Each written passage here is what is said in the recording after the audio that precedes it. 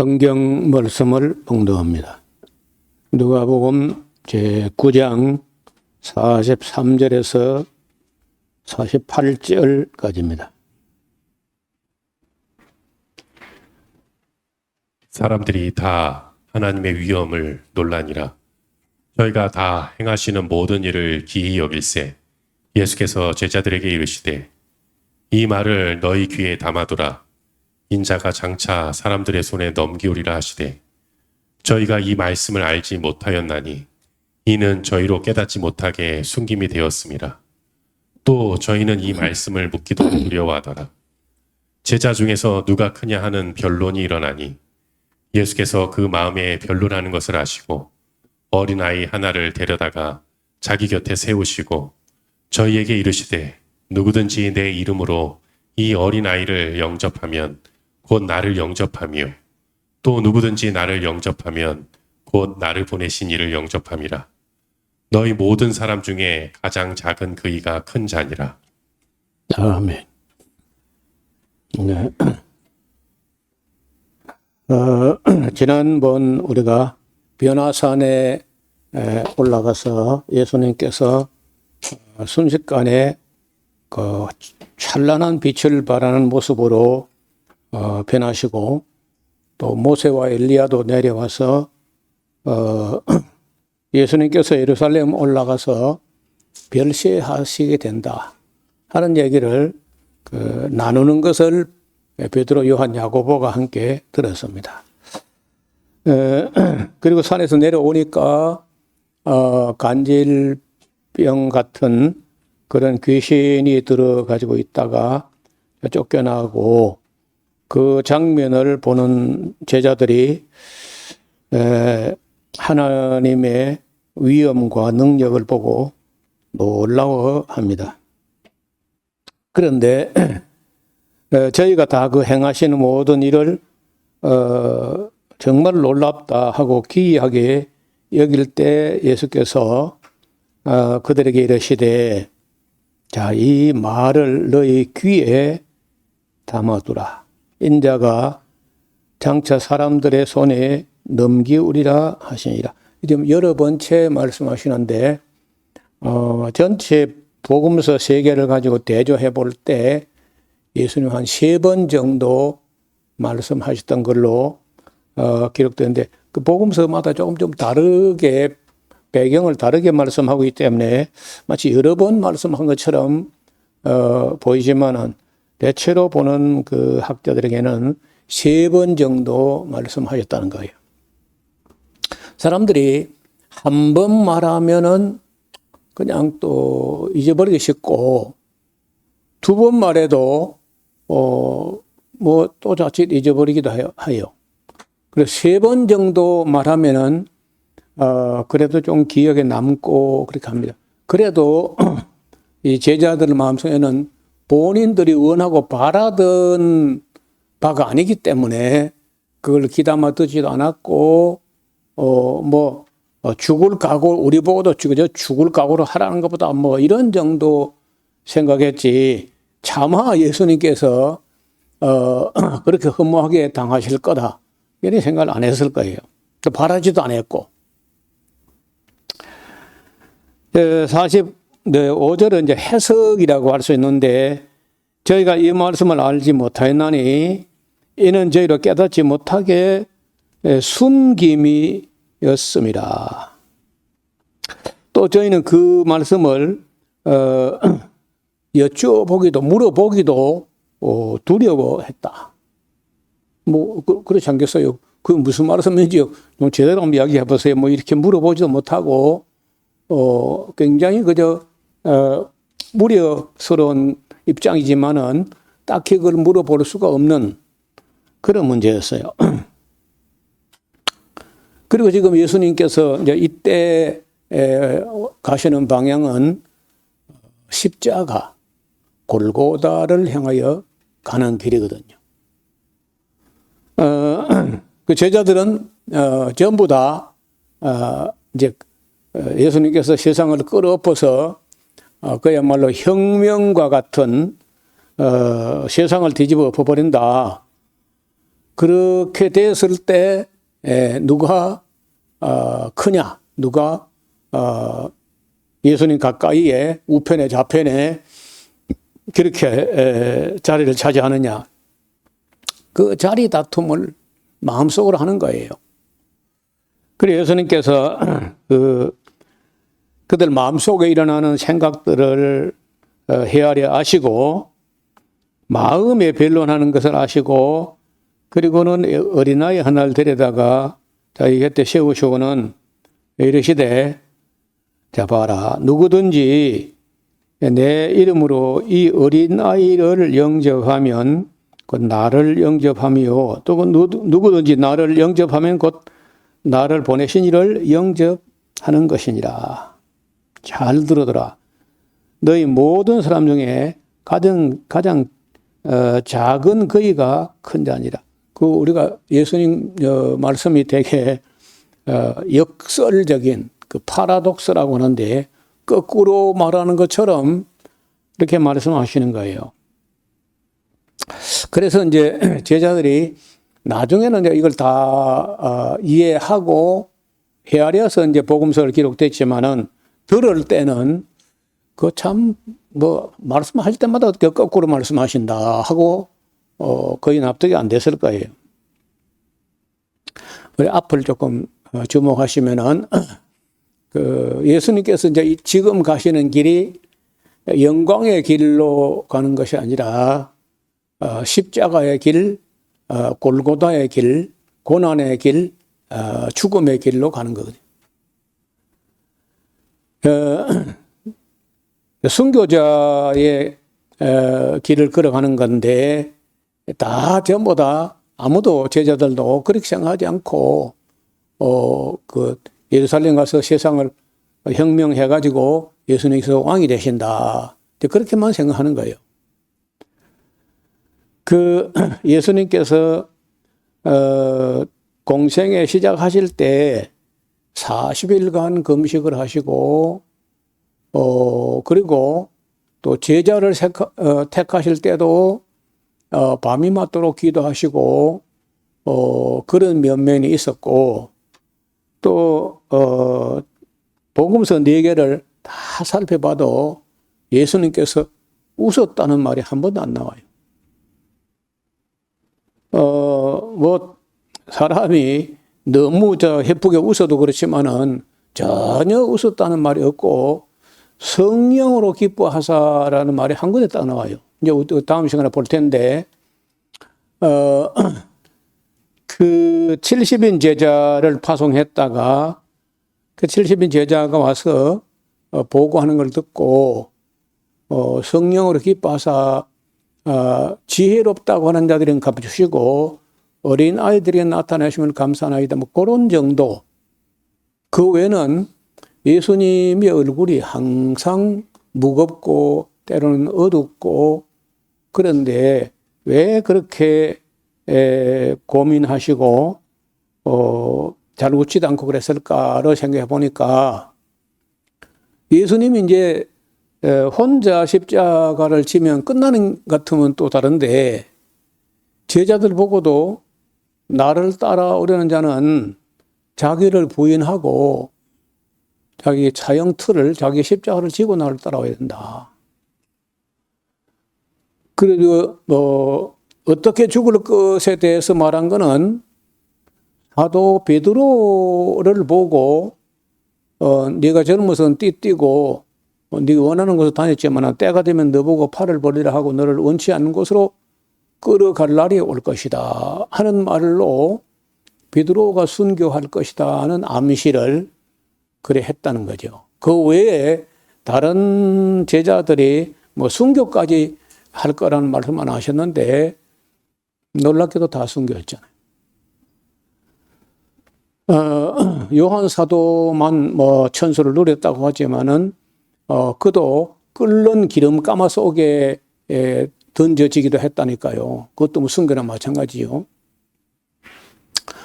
그래 이제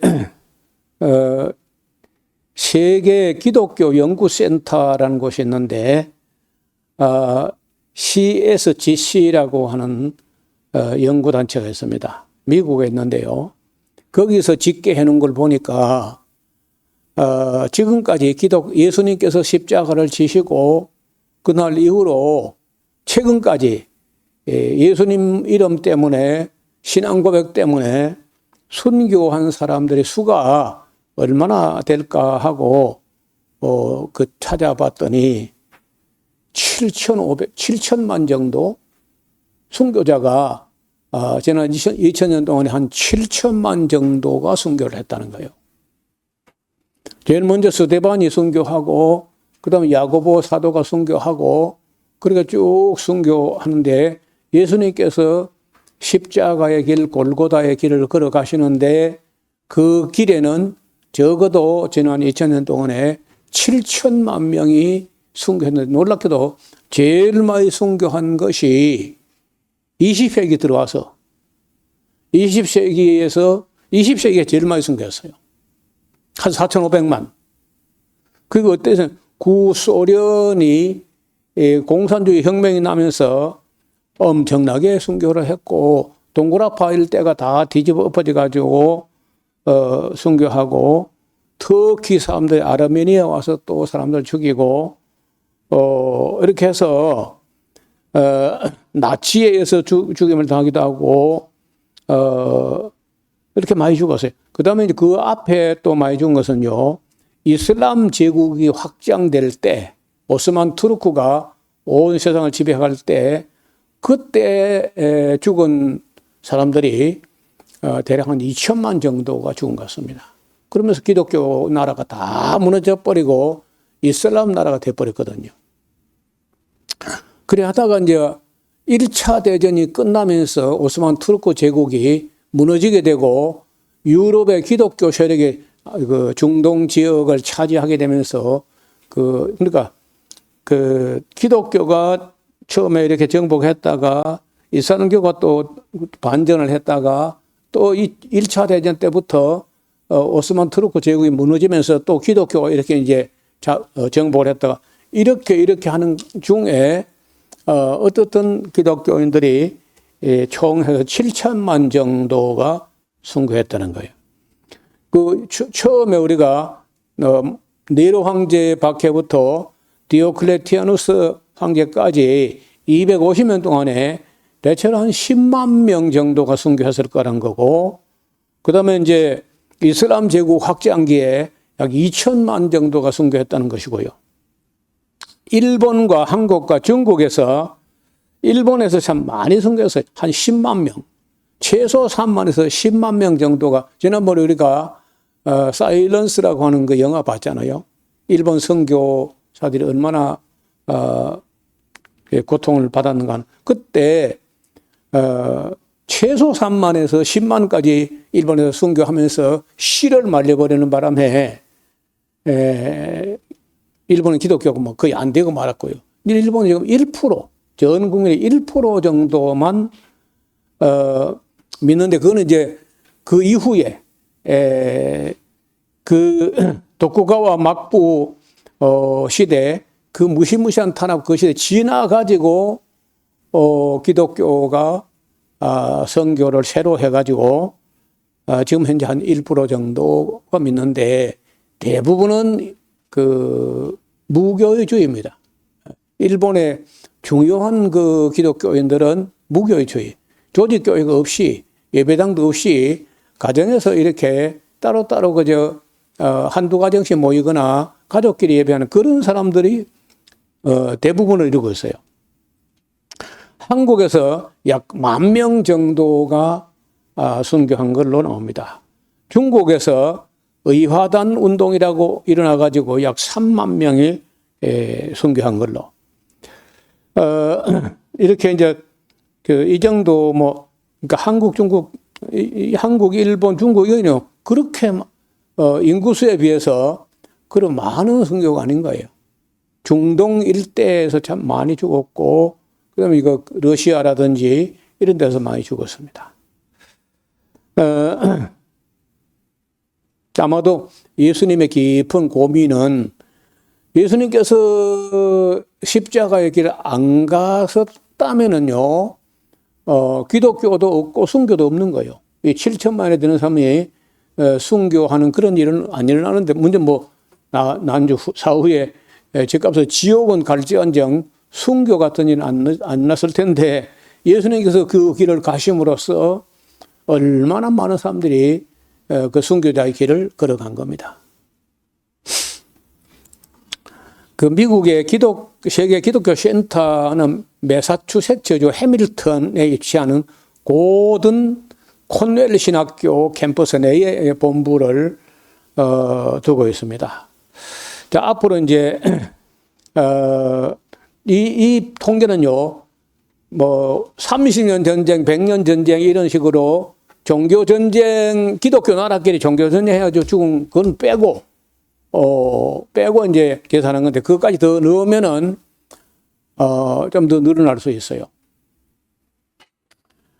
앞으로 미국에 머지않은 날에 적그리스도의 박해가 일어나게 되면은 순교자의 마지막 수가 채워지게 될 겁니다. 여러분 계시록 6장에 보면 5번째 인을 뗄 때에 순교자의 영혼들이 하나님께 탄원해요. 저 악한 세상을 빨리 심판해가지고 우리 억울한 피를 신론하여 주지 아니하시기를 언제까지 할 겁니까? 하고 쫄라대니까 아직 조금 더 기다려라. 너희 동무 종들도 너희처럼 죽임을 받아가지고 순교자 수가 찰 때까지 조금 더 기다려야 된다 하는 장면이 나오는데, 그게 이제 마지막 때 아마도 적그리스도 마지막 전국사적 종말에 나타날 적그리스도에 의해 가지고 그 수가 채워질 거다 봅니다. 그때는 사람들의 이마에나 오른손에 무슨 표를 받게 하는 세상이 오면은 그리스도인들은 그런 표를 받지 않으려고 할 겁니다. 만약 그 표를 받지 않으면요, 엄죽도 알아서고 못해요. 화폐가 다 그 표 안에 들어가서 결제가 이루어지기 때문에 금료도 받을 수 없고 물건을 사고 팔 수도 없고 완전히 경제사회에서 소외돼 버리는 그 칩을 꺼버리면은 그냥 그대로 사회적 사망, 사회적으로 죽어버리는 거예요. 그걸 추진하고 있는 사람들이 록펠러 재단에서부터 시작했다는 거예요. 그 마이클 무어 감독이 록펠러 가문하고 잘 알아가지고 전화 통화한 게 옛날에 파일이 인터넷에 돌고 있었어요. 너 가진 것만 해도 너 그렇게 많으면서 뭘 그런 것까지 다 하려고 하냐. 이렇게 이제 마이클 무어라는 감독이 그리고 록펠러에게 언짢은 쪼로 이야기하니까, 그걸 네가 왜 염려하냐. 네 가족도 챙기고 그러면서 아주 협박과 같은 이야기를 나누는 게 녹취가 돼가지고 음성 파일로 떠들고 있었어요. 그런데 그 뒤에 이제 베리칩이라는 게 나와서 사람들에게 이렇게 손에다 주입을 했는데 부작용이 너무 많고 염증이 생기고 해서 다 수술에 빼냈습니다. 빼내고 새로 인체에 아무 부작용이 없는 칩을 다시 개발하고 있다는 얘기가 종종 들려오는데, 여러분 지금 스웨덴 같은 나라에서 지폐를 없애버렸거든요. 그런데 그게 없애버리면 세상 편할 줄 알았는데 상당히 사회적으로 문제가 돼가지고 후에 막급하다 하는 얘기도 유튜브에 가끔 나타납니다. 그래 우리도 이제 내가 보기로는 그 전자정부라고 해가지고 디지털 정부가 되는 게 아마도 한국은 세계에서 5손가락 안에 들어가고 우리나라가 제일 먼저 실시될 가능성이 크고, 그러면은 한국 기독교인들 그래도 조금 다른 나라 기독교에 비해서 조금 깨어있는 사람이 많아가지고 그거 받으면 안 된다는 사람들이 한국 기독교인들 중에 상당히 나올 것인데, 그러면은 그런 시대에 온갖 부정부패라든지 테러리즘이라든지 이런 게 온 세상을 어지럽게 하기 때문에 그걸 받아 놓으면은 그 다 감시가 되고 이리 움직이면요. 그 사람들이 동선이 다 그냥 디지털로 관리가 되고 그런 시대가 이제 올 거기 때문에 그런 표를 안 받겠다는 사람들은 반사회적, 반국가적 이런 사람으로 취급되면서 이제 기독교인들이 세상 모든 사람부터 그 무시당하고 미움받고 그렇지 않아도 지금 우리 사회에서 기독교인들은요 아주 미움받습니다. 그런 말도 안 되는 사람들을 갖다 윤석열 같은 사람 찍은 사람이 기독교인들 해가지고 막 미워하는 거예요. 개념도 없는 사람들이다. 그런 취급을 하는 거예요. 자, 그런 때가 되면 기독교야말로 반사회적인 사람들로 천하 만민으로부터 미움을 받게 되었어요. 예수님께서 미움받게 된다는 얘기를 한 거예요. 자, 보세요. 마태복음 10장 22절에 또 너희가 내 이름을 위하여 모든 사람에게 미움을 받을 것이지만은 나중까지 끝까지 견디는 자는 구원을 얻을 것이다. 저 가끔 서바이버 게임하고 똑같다. 우리 인류가 기독교라는 게 서바이벌 게임처럼 잔존자, 남은 자가 승리자가 된다. 끝까지 견디는 자, 남은 자. 24장 9절에 그때 사람들이 너희를 환난에 넘겨주겠으며 너희를 죽이리니 너희가 내 이름을 위하여 모든 민족에게 미움을 받을 것이다. 예수님께서는 절대 좋게 말하지 않았어요. 정직하게 실제로 종말 때 기독교인들은 모든 민족에게 미움을 받을 것이다. 또 너희가 내 이름을 위하여 모든 사람에게 미움을 받을 것이나 나중까지 견디는 자는 구원을 얻을 것이다. 마가복음 13장 13절. 누가복음 21장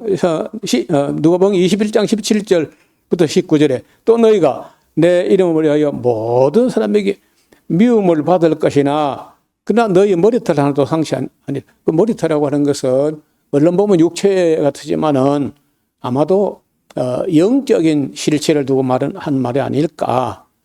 너희의 인내로 너희 영혼을 얻을 것이다. 그러니까 그때 그 성도들의 인내가 여기 있다. 그런 말이 있어요. 지금 현재 어려운 건 어려운 것도 아무것도 아니고 마지막 때 그야말로 그런 666의 표를, 짐승의 표를 받느냐 마느냐 할 때가 가장 어려운 때가 돼가지고 성도의 인내가 여기 있다. 이때가 제일 인내가 필요한 때다. 그 계시록 14장에 그런 말씀이 나온다고요. 그래도 무슨 일이 있어도 그 표는 받지 말아라. 그런데 지금 세상을 따라가면요, 그건 안 받을 수가 없게 돼요.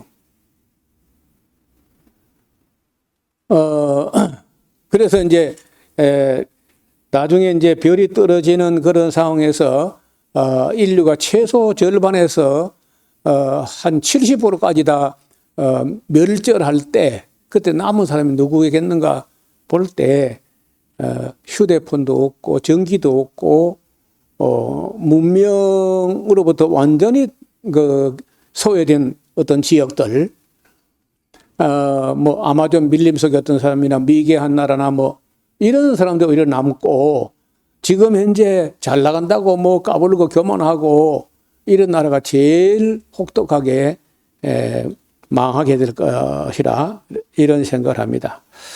지금의 발전은 더 살기 좋은 세상으로 발전하는 것이 아니라 악한 권력자들이 더 통제하기 쉬운 세상으로 변해가고 있는 것뿐이라는 거예요.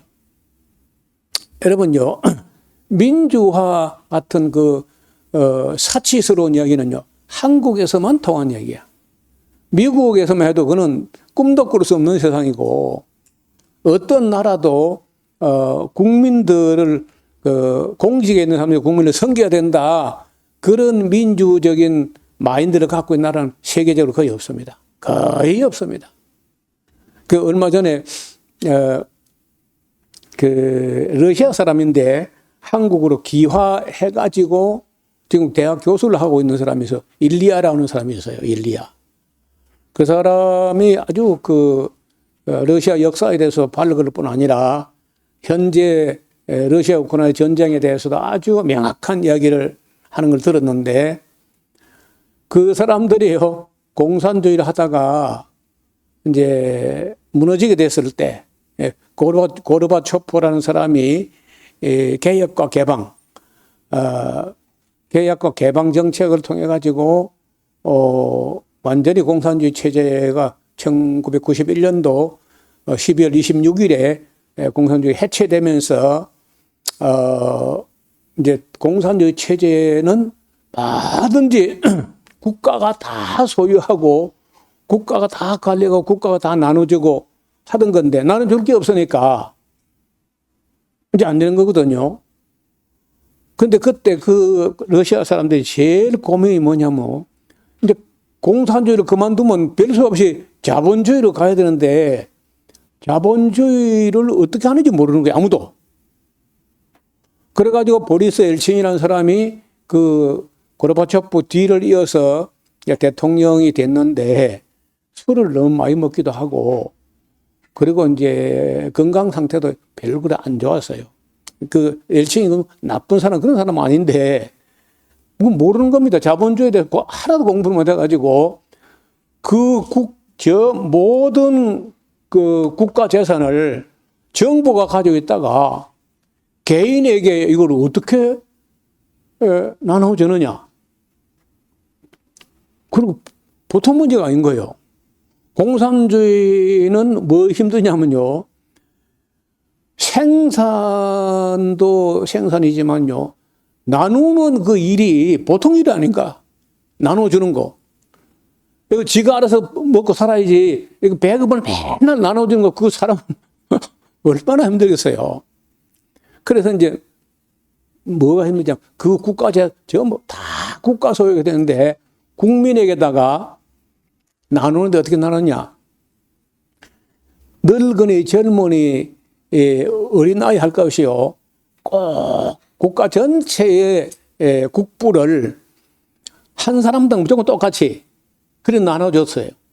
이를테면 지분을 마치 주식회사 주처럼 그렇게 나눠줬는데 그걸 가지고 어떻게 먹고 살라는 건지 갖고 있을 뿐이지 이걸 가지고 어떻게 내가 재산권 행사하는지 모르는 게 아무도. 근데 누구만 모르는 게 아니고 아무도 몰라요. 그러니까 그 중에 머리 좋은 몇몇 사람이 너 그거 어떻게 하는지 모르지? 너 쓸 줄 모르지? 왜 몰라요? 왜 내놔? 내가 얼마씩을 내가 잘 이용해가지고 벌어가지고 너 줄 테니까 그거 내놔. 그래가지고 한 러시아 사람들 진짜 큰 손들은 한 20명. 그 러시아 그 큰 땅덩이 모든 국부를 20명이 다 가지고 또 조금 그 밑에 계급까지 하면 한 100명 정도 그거를 올리가르히라 그래요. 러시아 말로. 올리라는 것은 조금이라는 말이 올리. 여러분 당분 중에 올리고당이 있잖아요. 올리고당 하는 것처럼 올리가르히라는 것은 소수, 극소수가 그 모든 국민 주식처럼 지분을 갖다가 한 20명에서 100명 정도 되는 사람이 모조리 움켜쥐고 가져가 버린 거예요. 그 나머지는 거지가 된 거야. 제가 그렇게 된 지 얼마 안 돼서 내가 모스크바에 가서 한 열흘 있다가 왔는데 진짜 딱 거지인 거예요. 진짜 그 당시만 해도. 그래 지금도 그 올리가르히라는 사람들이 한 100명 정도 핵심 멤버 한 20명 정도고 전체적으로 좀 어느 정도 규모가 되는 사람이 한 100명 정도 넘어 되는데 이 사람들이 러시아 부를 모조리 다 가지고 있어요.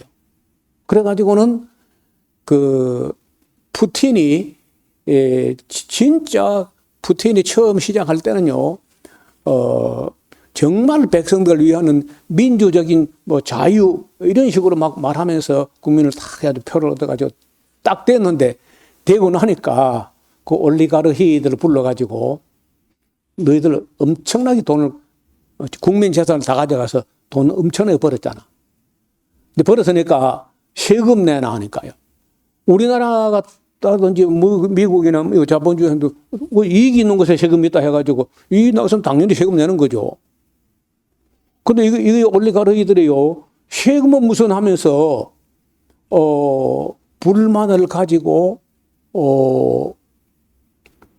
그 푸틴에 맞서려고 하는 사람이 나타났는데, 그런 사람들은 얼마 있다가 이런 사고 저런 사고 이런 사고 저런 사고로 그 차가 폭발하거나 집이 폭발하거나 아니면 지도세도 모르게 죽거나 이렇게 이제 사라진 사람들 몇 사람 봤어요.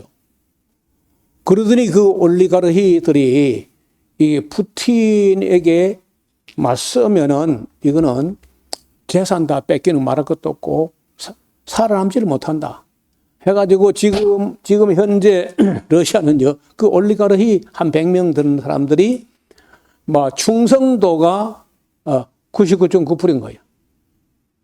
그러니까 공산주의 때보다도 더해. 공산주의는요, 얼마 지나면 그 서기장이 바뀌고 그럽니다. 그 푸틴하면 죽을 때까지 안 바뀌려 하거든요. 그리고 공산주의보다 더 나쁘고 자본주의보다 더 나쁘고,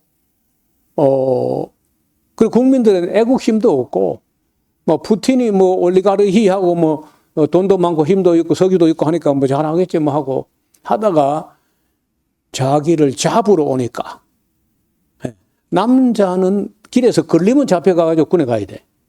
그런 세상이 되니까 이제 와서 그 푸틴에 대해서 불평을 하고 석유를 살려고 휘발유를 살려고 20시간씩 줄어서 기다리니까 그 주유소 앞에다가 이동식 화장실을 준비한 그게 푸틴의 대책이라는 거예요. 그래서 아니 정치를 하라더니 우크라이나 같은 쬐그만 나라 그거 하고 싸워가지고 이런 묵사발 돼가지고 석유 공장이 다 파괴돼 버리고 휘발유 살 데가 없어가지고 20시간에 줄을 서고 그 주차장 안에 아니 뭐 주유소 앞에서 멱살놈이 벌어지고 막 이게 푸틴의 정치란 말인가 하고 이제 와서 정치에 아무 관심도 없고 올리가르히가 다 알아서 하겠지 뭐 하다가 지금요 정신이 바짝 났다는 거예요. 나중에 여러분 집에 가서 그 올리가르히라고 그 키워드를 적어놨다가 AI에게나 뭐 물어봐요. 올리가르히가 뭔지 그리고 몇 명이나 되고 어느 정도 세력을 갖고 있는지 모든 기업이 그 사람들 손에 가니까 자본주의보다 더 악하게 돼버렸어요. 공산주의보다 더 악하고 자본주의보다 더 악하고 이런 나라가 됐는데 외부 사람들은 모른다는 거예요.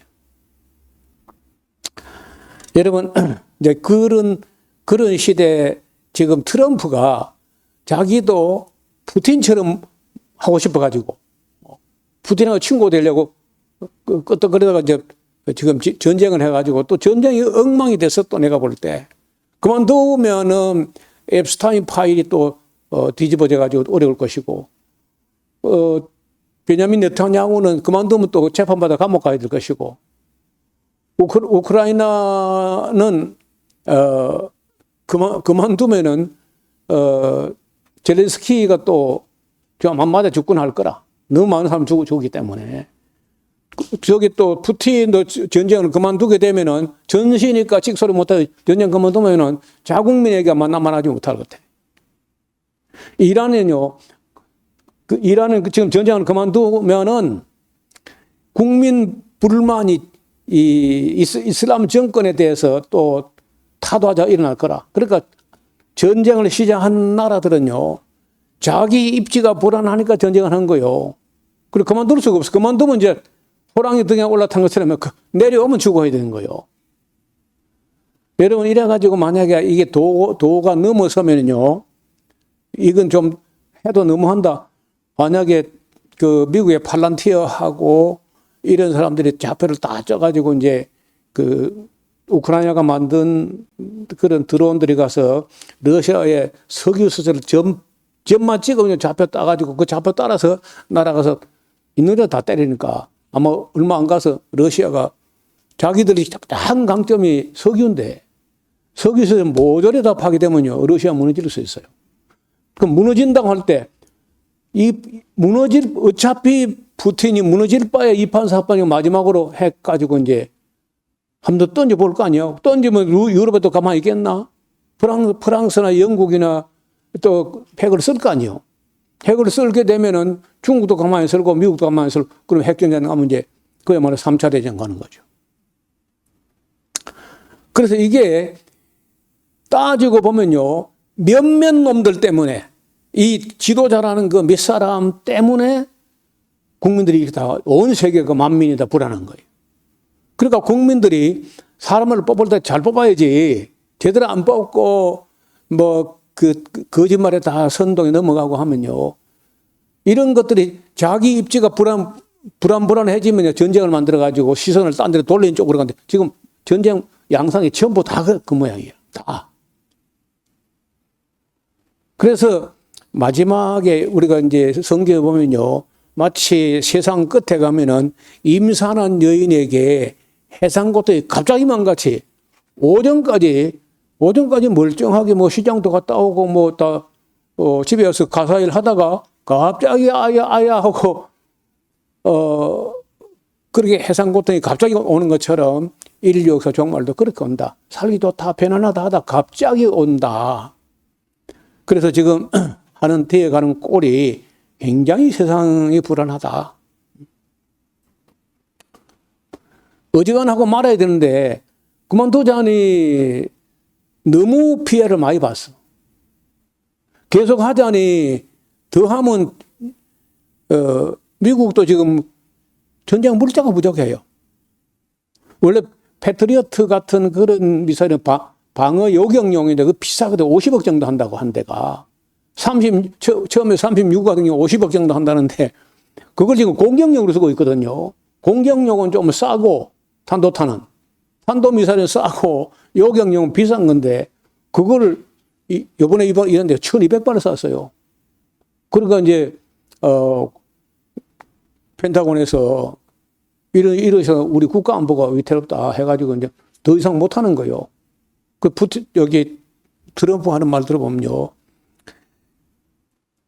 지금 이란하고 협상 중이다. 협상 안 해. 이란한테 물으면 우리 협상 중 아니라는 거예요. 그런데 트럼프는 협상 중이라고 해요. 그러면 그 국민들은 협상 중인가 보다. 비밀이 뭐 이렇게 물밑으로 뭐 협상하는 것보다. 그러면 협상 중이라 하다가 안 되면요. 또 때리거든요. 더 이상은 못 버티겠다 할 때까지 때리겠다. 그 때릴 무기나 있나? 내 생각에 또 한국에 포탄 빌리러 올 것 같아요. 한국에. 지난번에 저 빌려줬잖아요, 또.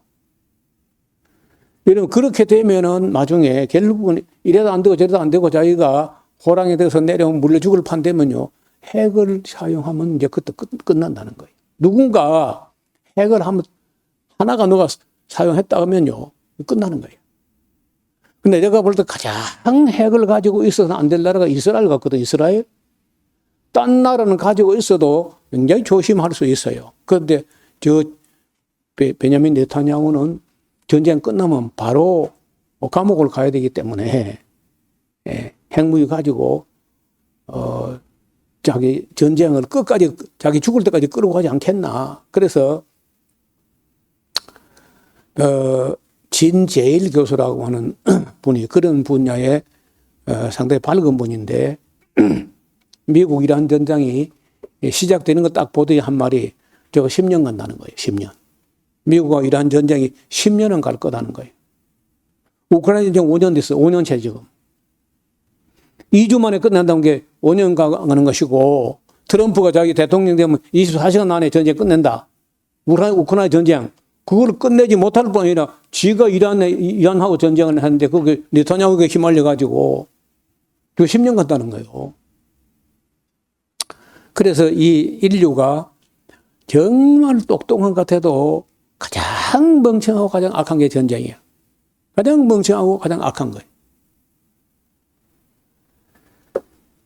여러분, 이렇게 해서 이제 우리가 마지막 때가 되면은 이제 그럴 때가 저는 뭐 조금은 좀 멀리 내다보는 평소 그런 입장이지만은 지금 인류가 하는 걸 볼 때 또 강대국 이런 것들 하는 걸 볼 때 굉장히 불안한 시대를 맞이하고 있다. 전혀 미래를 예측을 할 수 없을 정도로 불안한 시대를 맞이하고 있는 것 같습니다. 자, 그 뒤에 조금 보겠습니다. 여기 49절에 보면 그 사도 요한인데 그 제자들 중에 좀 나이 어린 그룹에 속해요. 요한이 예수께 여짜오되 주여 어떤 사람이 주의 이름으로 귀신을 내어 쫓는 것을 우리가 봤는데 우리와 함께 따라오다 나오기 때문에 금하였나이다. 예수께서 가라사대 금하지 말라. 그저 너희를 반대하지 않는 자 정도라면은 그래도 너희를 위하는 자니라 하시니라. 또 예수께서 이제 승천하실 그리고 십자가를 지시고 부활하시고 승천하실 그 날짜가 점점 가까이 차가니까 예루살렘을 향하여 올라가기로 굳게 결심하시고 이런 거 보면요. 예수님도 몇 번 아마 그 육체적인 인간으로서의 예수님은요. 흔들렸다는 거예요.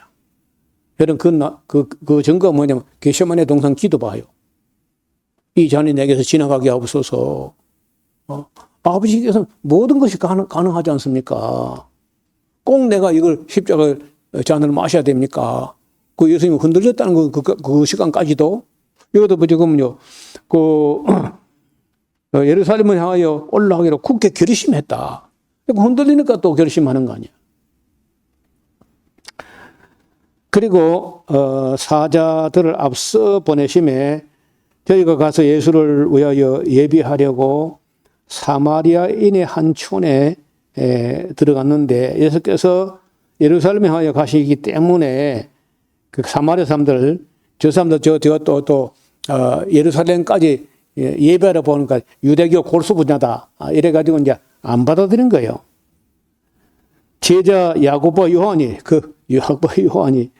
이걸 보고 가로되 주여 우리가 불을 명하여 하늘을 쫓아 내려가지고 저희를 확 그저 태워서 멸하기를 원하시나이까. 이래 성격이 불 같다 해가지고 별명을 우리의 아들이다. 보아너게라고 이름을 별명을 붙이기도 했어요. 예수께서 그런 소리 하는 거 아니다. 돌아보시며 꾸짖으시고 다른 마을로 이렇게 다른 촌으로 가셨습니다. 길 가시는데 지금 예수님께서 십자가를 짊어지기 위해서 골고다 갈보리산으로 가는 걸 모르고 가실 때 혹이 여짜오되 어디로 가시든지 저는 쫓아가겠습니다. 예수님께서 야 여우도 굴이 있고 말이야 공중의 새도 깃들일 곳이 있어야 근데 인자는 머리 들 곳도 없다. 따라오겠다는 사람에게는요 따라오지 말라는 쪽으로 이야기를 하는 거예요. 왜냐하면요 그 뭔가 예수님이 세상을 끌어파가지고 뭔가 할 것 같으니까 한 자리 하겠다는 생각으로 따라온다는 거거든. 그러니까 따라오지 말라고 하신 거예요. 그리고 또 다른 사명이요, 나를 쫓으라 하시니까 그는 또 가로되 나로 먼저 가서 내 부친을 장사하게 하소서. 이 말은요, 부친이 방금 돌아가셨다 그런 말이 아니고 먼저 가서 아버지 돌아가신 후에 장사 지내고 그리고 그 이후에 아무 매임이나 꺼리낌이 없을 때 따라가겠습니다 하고 뒤로 미루는 겁니다. 가라사대 사람아 죽은 자들로 자기의 죽은 자를 장사하게 하고 너는 가서 하나님 나라를 전파해야 돼. 그러니까 아버지 노년에 모시는 것도 중요하지만은 그보다 더 중요한 게 하나님 나라를 전파해야 된다. 또 다른 사람이 가로되 주여 내가 주를 쫓겠나이다마는 나로 먼저 내 가족을 작별하게 허락하소서. 가서 가족들이 동의를 얻어가지고 정상적으로 작별을 하고 그리고 와서 쫓겨나이다. 그걸 좀 허락해 주세요 하니까 예수께서 이르시되 손에 쟁기를 잡고 뒤를 돌아다보는 자는 하나님의 나라에 합당치 아니하니라 하니라. 그리고 사람마다 다 예수님하고는 안 맞아. 야고보 요한 한 말도 안 맞고, 또 뭐 어디 가든 쫓아가겠습니다. 그 사람 말도 또 안 맞는 소리고, 우리 아버지 돌아가시고 나면 내가 따라가겠습니다. 그것도 안 맞는 말이고, 가족들하고 정상적인 자별이 있은 후에 오겠다. 그거 다 안 맞는 소리야. 여러분 놀랍게도 우리 생각을 가지고 하나님께 내면 번번이 안 맞습니다. 성경 여러 곳에서 내 생각 너희 생각과 다르며 내 길은 너희 길과 다르다. 또 내 생각 너희 생각보다 높다. 그렇게 하시고 이제는 뭐 그냥 아마 물론 겟세마네가 동산에서 3번이나 이 잔이 지나가게 하옵소서 했지만은 때 결심한 건요. 사실은 3년 전에 이미 그 공생에 출발할 때 40일 금식하시고 그때부터 그 결심이 흔들리지 않아야 되니까. 뿐만 아니라 아까 이야기했는데 오늘까지만 해도 7천만 명이라는 순교자가 예수님을 따라갔다는 거 아니에요. 그 어마어마한 길이었기 때문에 그렇게 40일씩이나 금식하고 기도하고 또 밤이 맞도록 제자들을 택하실 때도 그렇게 했다는 거 아닐까. 오늘은 여기까지만 말씀드리고, 10장에는 12제자 말고 70인 제자를 보내시는데요. 다른 복음서 안 나와요. 누가복음에만 나오는 거예요. 보통 이게 L 자료, 루카스 특수 자료라고 하는데 누가복음에만 나오는 자료가 한 30가지가 있는데 그중에 이 대목도 특별한 대목이죠. 70인 제자가 또 있었다. 그래서 우리는 그 12제자면 끝나는 걸로 알지만은 70인 제자가 있었는데 그 70인 제자도 그냥 믿고만 한 게 아니라 또 보내신다는 거예요. 그리고 우리가 보내시고 이런 걸 계속 이어왔어야 되는데 오늘날에는 이 교회 성장주의, 목회 성공주의 아주 잘못된 이런 마인드가 교회에 침투하면서 안 보냅니다. 청년들을 신학을 시키고 훈련시켜서 보낼 생각을 안 하고 자기 교회 일꾼을 딱 데리고 있으려고만 하는 목회자 욕심이 대부분은 그래요. 10장은 다음 시간에 보겠습니다.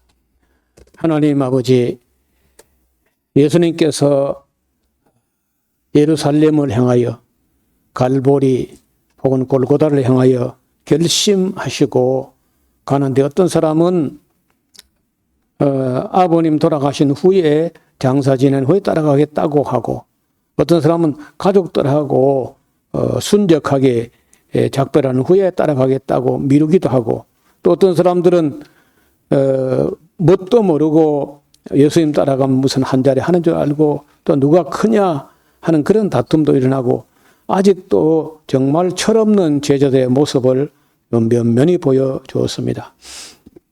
이런 말씀을 드려서 우리도 우리 자신들을 돌아보고 주님께서 가시는 길이 영광의 길 이전에 고난의 길, 십자가의 길이 먼저 있었다는 것을 잊지 않게 하옵소서. 예수님 이름으로 기도하옵나이다. 아멘.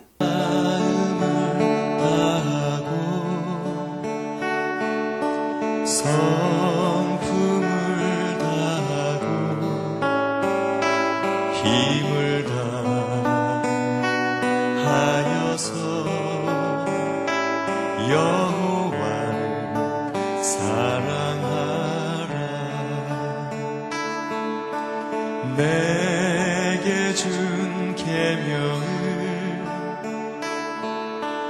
마음에 새기고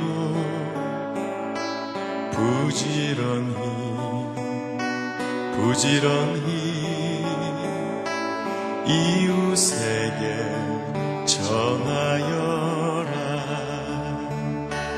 그러면 내가 지친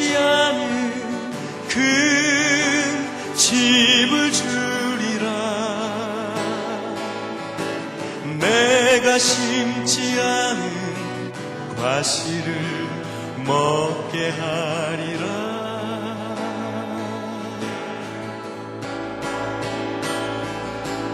그러나 한 가지 잊지는 말아라. 죄인된 우리를 구원하신 여호와